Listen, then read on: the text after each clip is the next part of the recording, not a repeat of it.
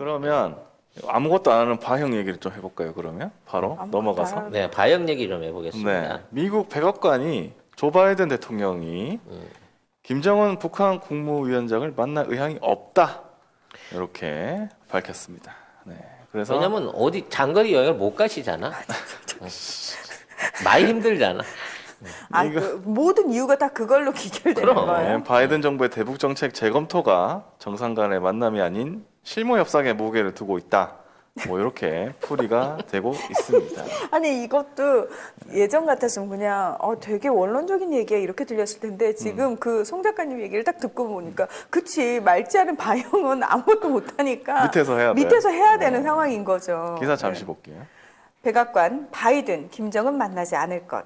젠사키 백악관 대변인은 현지 시각으로 29일 정례 브리핑에서 바이든 대통령이 준비됐다고 언급한 북한과 일정한 형태의 외교에 김 위원장과 만나는 것이 포함되느냐는 질문에 나는 그의 접근 방식은 상당히 다를 것으로 생각한다라며 그리고 그것은 그의 의도가 아니다라고 말했다.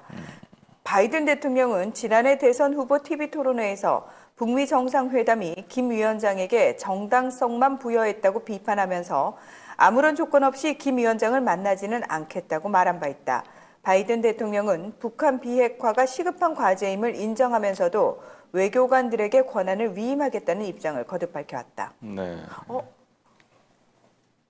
뭐 누가 하겠다는 거지? 자기가 그거? 한다는 거 아니고 그러니까 자기가 누가? 하겠다. 그러니까 그리고 북한 관련해서는 이거 지금 여기서 바이든의 의도는 안 들어가는 거예요. 시급하긴 한데 내가 맡겨 놓을 거야. 이런 느낌? 뭐지? 이게 왜? 그러니까 트럼프는 이걸 직접 챙기고 친서를 주고받고 그렇죠. 하면서 일종의 이제 북한 쪽한테 신뢰를 심어줬는데 바이든은 야 나는 너 만날 깜냥이 안 되니까 내 밑에 애들 만나라 이런 식으로 김정은한테 얘기하면 김정은도 그 일단 본인의 그 외교적인 또는 북한 안에서의 국가적 자존심이 있기 때문에 그렇죠. 급이 맞아야 되니까. 급이 뭔가지. 안 맞는 상황에서 국무장관이나 무슨 뭐 안보부장관 만나고 직접 대화 안 해요. 안 하죠. 예. 그러면 사실상 이거 그냥 물 안 건너 돼. 가는 거야 대화는. 사실은 그러면 말은 정치적인 걸 한다고 하는데 오바마가 했었던 무관심 전략 똑같이 가는 거예요. 똑같이 가게 되는 결과를 만드는 거예요. 자, 이 관련해서 백악관이 지금 한국과 일본의 안보실장을 이번 주에 워싱턴에 초대를 합니다. 그래서 대북 정책에 관한 최종 조율을 예정을 하고 있다는데 사실 일본을 만난다는 것 자체가 일본을 왜 불러? 그 결국은 자체가- 둘이 손잡고 서희 얘기해봐 그러는데 우리는 일본이랑 얘기할 아무 이유도 없고 그럴 그러니까. 단계도 이 아닌데. 일본을 얘기하면 또 진짜 아까 말한 오바마 때랑 똑같은 거예요. 또 안 돼. 아무것도 안 돼. 이렇게 되면 우리 이- 쪽 대표가 누가 가지? 백악관 우리 우리? 쪽 안보실장이면은 누구죠? 누가 갈까? 정의용 실장이 지금 외교부 장관이 장관 돼가지고 되셨습니다. 외교부 장관이신 거고 청와대 안보실장이 가야지 그 급이 맞는 거 아니야. 그 서훈 서훈 안보실장. 그 전에 국정원장이셨던 분. 서훈. 이분이 하는 건 맞긴 맞는데 우리나라 입장에서는 왜냐면 북한 문제 관련해 가지고 이분의 성향이 어땠지? 일본을 상대로? 아니 이분은 그래도 저 굴욕적인 그 이런 부분 하실 분은 아닌 것 아니죠. 같긴 한데 네. 그렇다고 뭐 강성으로 밀어붙일 것도 아니기 때문에 결론 없는 결론만 내다가 그냥 오겠죠. 그냥 어떠한 형태의 공동 성명 내지는 뭐 공동 역할 협력을 하자라고 말만 할 뿐인데 우리끼리 아무리 떠들면 뭐해 북한하고 대화를 어떤 식으로 물꼬를 트느냐가 문제인 거지. 그렇죠. 결국은 돈이에요, 돈. 돈을 줘야 된다고. 지금 북한의 어떤 경제 사정이 거의 최악의 상황에 왔고, 옥수수죽을 못 먹어서 지금 아사자가 속출하고 있을 정도로 식량 사정이 안 좋다는 얘기가 있거든요. 오직하면 공식적으로 사과까지 했자, 대국민 그렇죠. 사과까지 할 정도니까. 김정은이 사과한 정도니까. 그래서 지금 중국이 이제 4월부터 본격적인 지원을 하기 시작하면서부터 헤게모니가 중국으로 넘어간 상황인 거거든. 그러면 결국은 얘기를 하는데 북한하고 얘기를 해야 되는 게 아니라 한국과 일본이 중국하고 얘기를 하라라는 얘기밖에 안 나올 거야. 그 안에서도. 아이고, 근데 참. 우리가 굳이 북한 문제를 상의하면서 일본을 달고 중국을 만날 이유가 없거든. 아니 일본을 달면 아무것도 안 되는데. 그럼 일단? 근본적으로 안 되는 거고 늘 얘기하지만 우리 정부의 선제적인 조치가 빨리 취해져야 돼요. 근데 선거 국면이라서 그런가 4월 중순까지는 통일부나 이런 쪽에서 아무런 발표가 없다는 게 참 안타까운 그렇죠. 실정이에요. 뭐 될 듯 하면서 잘 안 되고. 근데 묘하게 대북주는 계속 오른다. 그래요? 뭔가 준비된 소스가 있는 것 같긴 한데 뭐가 있긴 있나 보네. 발표가 안 되고 있는 것 같다는 느낌이 자꾸 들어요. 저는 발표하지 말았으면 좋겠어 차라리.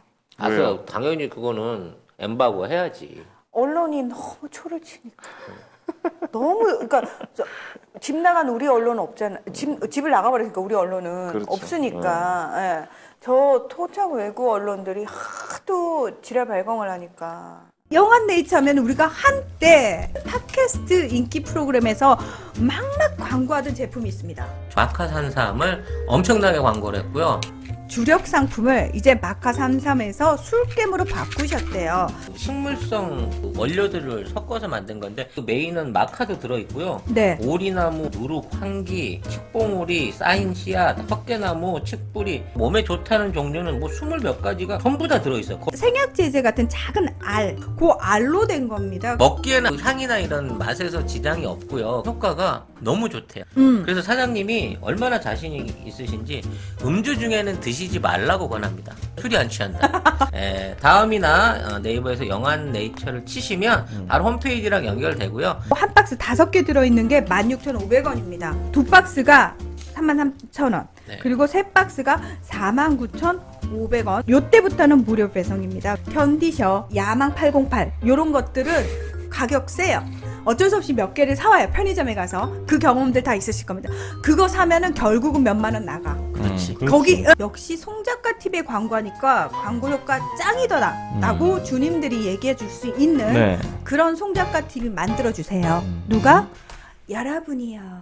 그때 뭐 그 전에는 뭐 총선 전에 뭐 김정은 위원장이 방한할 수도 있다 뭐 이런 느낌의 그런 유언비어 같은 기사도 있긴 있었는데 그런 건 김정은 아니고. 위원장은 방한은 안 할 거고요. 서울에 모을 수 있다 뭐 이런 식으로. 예. 서울행은 앞으로도 뭐 요원한 상황일 것 같고요.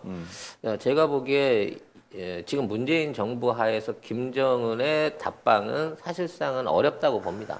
네. 하지만 다음 그 대통령이 누가 되느냐에 따라서 그때는 이제 새로운 명분을 만들 수가 있어요. 이게 뭐냐면 이건 북한 입장이에요. 김정은은 본인이 해줄 수 있는 최상의 애우를 문재인 대통령한테 했어요. 그렇죠. 카퍼레이드에다 그렇죠. 10만 그렇죠. 공설운동장 저기까지 했단 말이야. 그러니까 본인도 그만한 어떤 실리적인 이제 경제적인 그 선물을 기대도 했고 또 만약 이제 그게 기대가 된다 그러면 거기에 맞춰서 갈 수가 있는데 지금은 북한 주민들이 생각할 때 그렇게까지 해줬는데 남녘동포들은 뭐 아무것도 없으니까 오히려 왜 예전만큼도 안 줍니까? 왜 개성공단이 안 풀립니까? 라는 의문을 가지는 거야. 그쵸. 이건 외교적으로 사실은 김정은 입장에서는 실패인 거예요. 음. 우리가 못 해준 거지 여러 가지 대내외 여건. 그리고 미국 우리나라가 때문에 뭘 있고. 하려고 하면 미국이 방해하고 미국 우리- 계속 무슨 제재 뭐 이런 얘기하면서 근데 사실은 이제 야당은 아무 힘을 못 쓰는 상황에서 지금 180석 거대 여당이 남북 문제 해결을 위한 강한 이걸 밀고 나가야 되는데 첫째는 코로나고 그렇죠. 둘째는 미국의 어떤 그 정책 혼선, 트럼프 이후에 너무 지금 그 다음 노선을 어떻게 아직도 미결인 상태예요. 그러니까 아직도 뭐 결정을 못했어. 결정을 애들이. 못한 상황에서 지금 그 묶여져 있는 이게 계속 지체되고 있는 상황인 거거든. 이때 이제 우리가 아니 중국도 저렇게 미국을 개무시하고, 버마도 지금 미얀마도 미국 알기를 똥침 막대기로 하는데 전 세계에서 주목받는 대한민국이 이제 자체적으로 한반도 문제를 리드해 나간다고 하는 선언이 필요하지 않을까라는 생각이 듭니다. 선거 끝나고 해놓고 그러한 변화가 바로 시작되기를 기대를 해야죠. 내가 보면 푸틴이 먼저 올 것 같아요. 제일 먼저 올 것 같아요. 지금 이 분위기 같으면. 아 그러네요. 푸틴이 오면 대박 나는 회사는 철도 관련주하고 대우해양조선, 쇠빙선 관련주가 아닐까. 근데 철도 관련주가 잘 되려면 우리나라하고 북한하고 또 얘기를 해야 돼요. 그러니까 그 얘기가 네. 러시아가 끼어들어서 밀어붙이면 됩니다. 그건 그렇죠. 그렇죠. 왜냐면 여기 러시아가 실제로 10조 이상을 투자해갖고 북한 내에 있는 철도 부설권과 이른바 국경 지역에 있는 철도 부설을 실질적으로 다 했어요. 그래 거기에다가 가스관까지 같이 하려면 그렇죠. 예, 네. 북한하고 러시아하고 계속 북한은 이미 러시아한테 차관을 받아서 썼고 그걸로 인해서 철도를 깔았기 때문에 그 철도 국경에 연결돼 있는 철도는 사실상 러시아 겁니다. 그렇기 때문에 우리는 그거하고 연결만 시켜주면 돼요. 네, 그만큼만 투자하면 됩니다. 네. 네.